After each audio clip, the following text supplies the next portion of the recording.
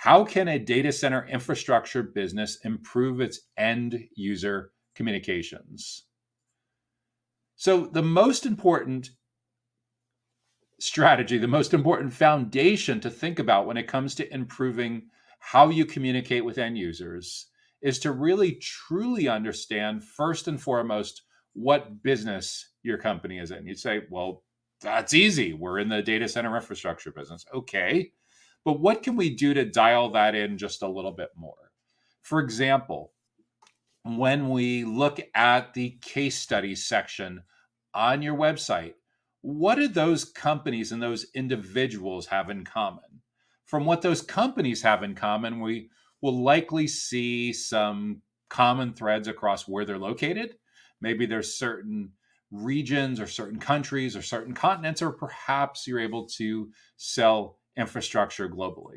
So that's the first important consideration when we're thinking about your ideal client profile and improving end user communication. Next, what company size do your best clients have in common? Do you tend to do really well with enterprise clients? Do you concentrate most of your growth? Do you do best with mid-market clients? Or are you hitting it out of the park? Are you not winning the gold medal of SMB, of small and medium sized business, or sometimes known as small and medium sized enterprises, SMBs or SMEs, not to be confused with the other acronym SME of subject matter expert. But so there's a geographic part of all of this. There's a company size part of all of this to dial in who you provide infrastructure for. And then many times there's also a business model or a vertical industry kind of concentration part of this as well. Because when it comes to digital infrastructure, depending on where you're located at the intersection of location and industry, sometimes some regulatory considerations pop up. Depending on where you're located, sometimes regulatory considerations pop up regardless of the industry. So it's really important to know these 3 or 4 different characteristics, parameters that define where your company sells and services, where you do best with your infrastructure business. Then within these kinds of companies, who are the main stakeholders that you want to communicate with? Who are these end users? This is often called going from the ideal client profile to segmenting by buyer persona. A buyer persona is a semi-fictional representation of an ideal client that you want to build a relationship with and educate and build trust with over time. And buyer personas are put together by actual research and some select educated speculation. The actual research is actually really, really important. A lot of people skip over that step. They maybe just pull them out of thin air and they talk to a couple people internally, like Bob and Sally, who've been in the industry forever, for decades. The problem is, if all of your research is limited to internal stakeholders, oftentimes you get this information, this research coming through a filter that may not give you the whole picture of your buyer persona's goals and challenges and thoughts and priorities in their own words. So I would caution you when you're building out your segmentation strategy, when you're doing your buyer persona, when you're doing your customer insight research, which is a really, really important prerequisite to getting on your end user communications right. When you're doing all of this, do your internal interviews, but limit that to about a quarter, 20-25% of the input into your buyer personas. Most of the input for your buyer personas, for getting your communications and getting your messaging right, needs to come from interviews with actual prospects, actual clients who line up with that particular proposed segment, proposed buyer persona that you're going after. In a perfect world, these interviews are conducted face-to-face in their own office, in their own environment, in their own data center, wherever they work. Second best, like this, video interviews. Third best, I guess a distant third best would probably be phone interviews if they want to do it a little old school. Surveys can sometimes help. If you don't have access to any of that, at the absolute minimum, find 10 or a dozen or so representative prospects and clients and go search up their profiles on LinkedIn and search up and see what shows up as well with that person's name and company name when you do a search, when you see a search engine results page on something like Google. And from that, you should be able to find a consensus based on how they describe themselves, how they describe their companies, how they describe what they work on at their companies and their biggest goals, their biggest challenges, the conferences they go to, the publications they read, the skills that they're endorsed for, the kind of content that they share and comment on and reshare. And then again, take that same person and go look and see what shows up on a search engine results page. Can you see any trade journals that they were interviewed in? Can you see any conferences that they've spoken at? Can you see any podcasts, getting a little meta here, or webinars that they've spoken at where you can watch a few minutes or more of them in action? So you not only get their words, but you get their body language and intonation and the full picture, the next best thing to interviewing that person live. So when you get that together, you're again looking for the most commonly heard goals, the most commonly heard challenges across this proposed segment, this proposed buyer persona. And for a digital infrastructure business or any kind of business in and around the data center marketplace, you will likely want to prioritize. So you have a primary buyer persona, your most important economic stakeholder, a secondary buyer persona, your second most important kind of economic stakeholder. Sometimes there's a tertiary, a third most important. For some of you, you may get to the point where you have a negative buyer persona, where you've come to the conclusion that when this kind of stakeholder shows up around the table, it's the kiss of death. We don't want them involved. They'll destroy the momentum. So if that's the case, we also need to know about that person, because you may want to have a drop-down list on your lead gen form so you know if it's that person.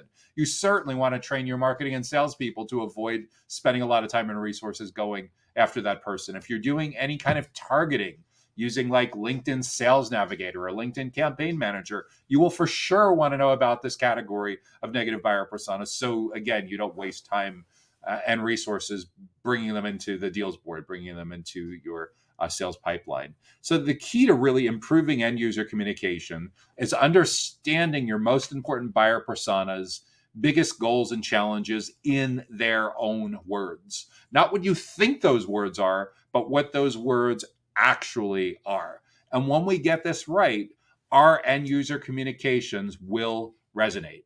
But what's also really, really important with all of this is to remember that the buyer's journey, the way that people buy digital infrastructure, data center infrastructure, has changed dramatically over the past 10 years. It used to be that your prospects and clients spent time with your sales team for about half of the sales cycle, for about half of their research and decision-making process. Those back then, the predominant number was 56%. In other words, a typical buyer's journey was about 56% of the way over before vendor contact, before sales contact. And that research was originally done by CEB, the Corporate Executive Board, working with Sirius Decisions and Salesforce. Fast forward a decade or so later, CEB is now owned by Gartner. Gartner found 83% of a typical journey is now over before sales contact or vendor contact. In other words, all of the researching, comparing options, and evaluating pricing now happens without you being in the room, without your sales team being in the room. This is an enormous problem for companies that are using an old school playbook. But it is an enormous opportunity for those that are able to take their client-facing team, especially their AEs, their account executives, and their sales development reps, and their account managers, and their marketers, and get that team to show up as teachers, as trusted advisors, as consultants, as subject matter experts, and perhaps the more senior members on that team as thought leaders. Because in a world where all of this self-propelled buyer's journey is happening, your prospects and clients are still incredibly hungry for information, but they don't need anyone to read your homepage to them anymore. They don't need anyone to tell them the information that they can already get out there online by looking at websites, asking questions of their peers on social media, attending webinars, listening to podcasts, going to review websites, asking questions all day long through their personal assistants like Gemini and ChatGPT and Copilot and Claude and Perplexity. All of this has made it so old school salespeople are kind of persona non grata. Your prospects, especially really technical IT professionals, are more allergic than ever when it comes to spending time with members of your sales team. So Sure, go back and find some better synonym for the email signature job title. Go back and find a better synonym for the headline and the job title on the LinkedIn profile. If you're doing a lot of events, for the business card.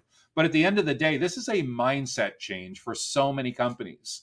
And if you are a smaller mid-sized company yourself, meaning that your company has a couple handfuls or less, or a few dozen, or even a few hundred employees, this kind of initiative needs to start from the top. In other words, if your company has in that band of employees on LinkedIn, like 50 to 200 employees, or even 200 to 500 employees, and certainly less than 50 employees, if your CEO isn't willing to show up for a kickoff meeting and a progress meeting every once in a while to talk about why it's so vital for your company and its team members to be seen as the go-to experts in your space, this will not happen.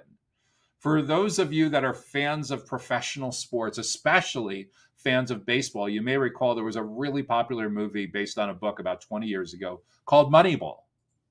And it talked about how baseball, and eventually this happened throughout all professional sports, were becoming more driven by analytics, by data, by numbers, as opposed to just hunches and gut feels. And people didn't like that early on. So, we're going through a lot of that in the same way, shape, or form when it comes to how digital infrastructure is researched, compared, and ultimately purchased. There's some great companies that are working on heavily feeding into this disruption and helping to provide a much better customer and prospect experience. But I would encourage you to make sure that if you're still using the same old playbook that you've used for the past 5 or 10 years, and your team really feels like they're banging their head against the wall, there is a reason. Buyer preferences have changed. So unless you're selling to extreme outliers, where you tell me that your average client is over 75 years old and is extraordinarily digitally resistant and refuses to get a smartphone and still has a secretary print out and read their email to them, and they're the last people on the planet still using a fax machine and a BlackBerry. Like, if you tell me these things, okay, maybe, but like McKinsey validated that 70 to 80% of B2B decision makers now prefer to make their decisions digitally. And we're selling digital infrastructure. So it is insane to think that your internal champions are digitally resistant. It is equally insane to think that a digitally resistant CEO gets replaced with another digitally resistant CEO. This is where Gen X and Millennial and Gen Z, it's only going to accelerate even further. So if you want to be able to improve your end user communications, at the end of the day, get really specific about your understanding of what your company does, who you do this for in terms of the companies and the buyer personas, and make it an enormous priority to reposition everyone on your client-facing team to be part of this major company redefining initiative to be seen as the go-to experts in your space on anything and everything having to do with the data center infrastructure business.